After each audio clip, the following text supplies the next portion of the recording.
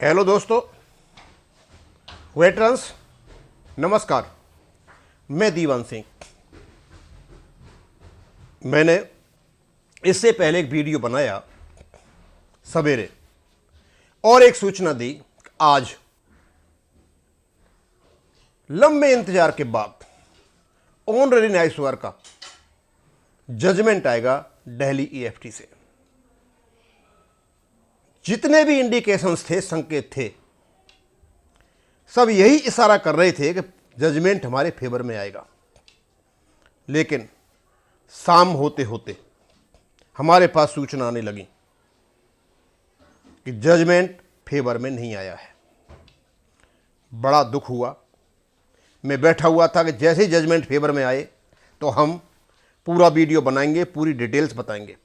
Reason था विभिन्न EFT में ऑनररी न्यायाधीश का केस का जीतना, उनका पेमेंट होना, रक्षा मंत्री कमेटी के द्वारा ये मान लेना, चंडीगढ़ के कोर्ट के जजमेंट के आधार पर जो ईएफटी का निर्णय था कि ऑनररी न्यायाधीश पेंशन और पे अलाउंस के मामले में रेगुलर न्यायाधीश के बराबर हैं। भारत सरकार का 631 सर्कुलर निकालना, सारे इंडिकेशन ये थे कि जजमेंट फेवर में आएगा और ओआरओपी 1 में एक सिर्फ न्यायाधीशों को न्यायाधीश पेंशन देना। अब इससे ज़्यादा सॉलिड प्रूफ क्या हो सकते हैं। लेकिन पता चला कि जो फैसला है वो फेवर में नहीं आया। और जैसे ही ये पता चला हमारे पास फोन आने लगे और ऑनररी न्यायाधीश में एक असंतोष सा फैल गया। समझ नहीं पा रहे थे कि इतनी चीज फेवर में होने के बावजूद भी क्या ये जस्टिस हुआ, क्या ये नेचुरल जस्टिस है या ये मनमानी है। खैर एनीवे, हम जज साहब को तो चैलेंज नहीं कर सकते कि कोर्ट ऑफ कंटेम्प्ट होगा। अब इसका निष्कर्ष और निचोड़ ये है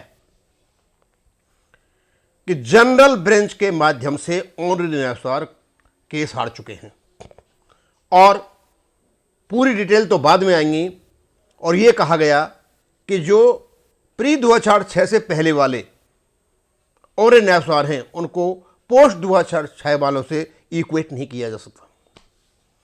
खैर एनीवे, ये हमको वकीलों ने बताया है, लेकिन एक्चुअल क्या है वो तो हम बाद में विश्लेषण करेंगे। अब सवाल यह है कि जिस परिस्थिति में आप यहां आकर के खड़े हो गए हो, अब क्या करें। हम आपको बताना चाहेंगे ये लड़ाई है, हिम्मत रखने वालों की कभी हार नहीं होती। आप हिम्मत नहीं हारें। इस हारे हुए केस को आप सुप्रीम कोर्ट लेके जाएं। अब सुप्रीम कोर्ट कौन लेके जाएगा? क्या जिनका केस था वो लेके जाएं, या जो वकील जैसा वो बताते हैं उनको पैसे भी नहीं मिलते, या वो लेकर के जाएं, या तुम सारे सब मिलकर के लेकर के जाओ? फायदा तो सबको ही होना है। ये आपको डिसाइड करना है। माननीय सुप्रीम कोर्ट में वकील की फीस को करना इतना आसान काम नहीं है। यदि आप सारे इकट्ठे होंगे तो आप वकील की फीस इकट्ठी कर पाओगे। आप सोचते हो कि मेरे काम को वो संगठन कर देगा, ये संगठन कर देगा, कपिल हल्ला मचा रहा है जनता वो कर देगा, या वीर बहादुर कहीं से मतलब जादू की छड़ी लाएगा वो कर देगा। इनका किसी का भी विश्वास मत कीजिए। ये कुछ नहीं करने वाले हैं। ये केवल और केवल पैसा कमाते हैं और लोगों को बेवकूफ बनाते हैं। किसी भी संगठन का विश्वास नहीं करें। आप अपना खुद का एक संगठन बनाएं, अपना खुद का आदमी चुनें, आप खुद का एक अकाउंट लें और उसमें कंट्रीब्यूट करें, और जितने भी ऑनररी न्यायाधीश हैं वो सब करें। क्योंकि आपके जितने भी केस ईएफटी में चले हुए हैं आज वो खत्म हो गए और यहां से आगे आप ईएफटी में केस लगा भी नहीं पाओगे। लेकिन ईएफटी के निर्णय ने आपको जजमेंट को लेकर के सुप्रीम कोर्ट में जाने से नहीं रोका है। ये कोशिश की थी सरकारी वकील में कि यहां ही खत्म कर दिया जाए और इसको सुप्रीम कोर्ट भी नहीं ले जाए। इस पर जज साहब राजी नहीं हुए।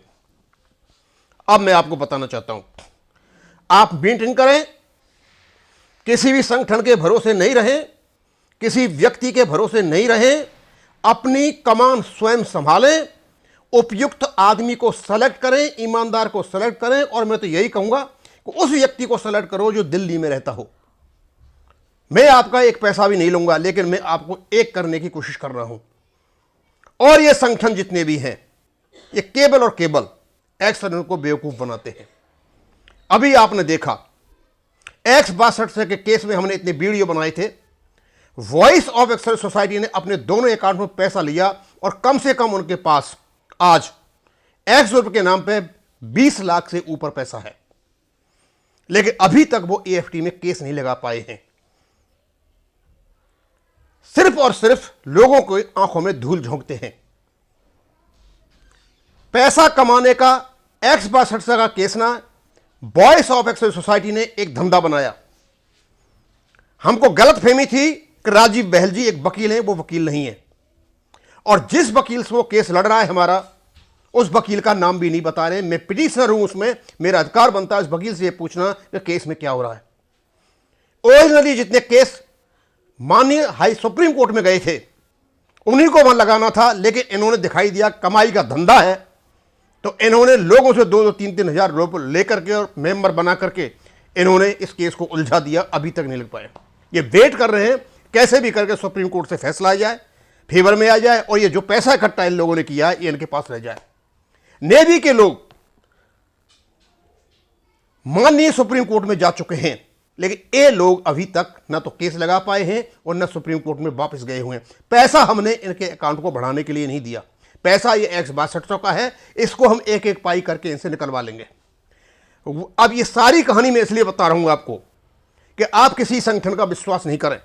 आपको लड़ाई लड़नी है, आप स्वयं लड़ोगे, क्योंकि बिना मरे हुए स्वर्ग नहीं दिखाई देता। सारे ऑनलाइन अवसर इकट्ठे हो जाइए, क्यों चीजें आपके फेवर में हैं। बहुत जरूरी है आप इसको सुप्रीम कोर्ट में लेकर के जाएं। नहीं जाओगे तो केवल बात करते रहो, कुछ नहीं होगा।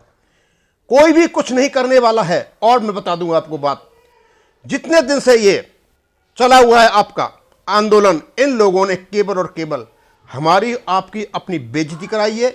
एक प्रकार का नेगेटिव थॉट जो सरकार है या अथॉरिटी के दिमाग में पैदा किया है। सरकार किसी की भी आ जाए, सरकार सरकार होती है। तो मैं ये बताना चाहता हूं कि सारे ऑनरेरी न्याय सेवादार इस केस को लेकर के, चाहे किसी का नाम इसमें है या नहीं है, वकील की फीस के लिए कंट्रीब्यूट करें। आप मान लीजिए 500 आदमी भी इकट्ठे होते हैं और 5,000 रुपए भी देते हैं तो 25 लाख रुपए होते हैं। मैं ये मान के चलता हूं कि सुप्रीम कोर्ट में जब अच्छा खासा वकील इस केस को लड़ेगा तो स्वाभाविक सी बात है वो जीत होगी। अभी कुछ दिन पहले पता चला मुझे कि जो दिल्ली के जो प्रिंसिपल्स हैं, कैट में केस लड़ा गया MSCP का, जब कहते हैं कि गजटेड ऑफिसर को MSCP लागू नहीं है, लेकिन कपिल सिब्बल साहब ने वहां केस लड़ा, वो जिता करके लाए और उनको अभी पेमेंट हो रहा है। बड़े वकील को खड़े करने की जरूरत है, और ये जितने भी बड़े वकील हैं, जब एक्स सर्विसमैन का नाम आएगा तो वो कम में हो जाएंगे, क्योंकि सुप्रीम कोर्ट के वकील ऐसे लड़ाई नहीं लड़ते कि मैं 25,000 में पूरा केस लड़ूंगा, 15 में, ऐसे नहीं लड़ते AFT की तरह। वहां एक हेयरिंग के पैसे लेते हैं। ये किसी व्यक्ति को, अच्छे व्यक्ति को, जो हिसाब किताब बिल्कुल साफ सुथरा और साफ सुथरा व्यक्ति, उसको चुने, वकीलों से बात करें, कई तरीके से बात करें, जो आपको अच्छा लगे उसको चुने और एक बढ़िया वकील करें और लड़ें। और जितने भी हमारे लोग हैं, और खास करके ये वॉइस ऑफ एक्सेल सोसाइटी, इसके पास किसी भी चीज को लेकर के नहीं जाए। ये केबल और केबल ये पैसा कमाने के लिए ही हैं, ये कुछ नहीं करते हैं। हमारा केस जो 62 साल उलझा दिया है, अब तक उलझा ही पड़ा है, अभी तक केसों को नहीं लगा पाए हैं। और मैं और बता दूंगा आपको, और भी कई चीजें हैं हम करेंगे। हम बार बार बता रहे हैं आपको, जब तक आप स्वयं आगे आकर के उठ करके अपनी बागडोर अपने हाथ में नहीं उठाओगे तो कोई पूछने वाला नहीं है।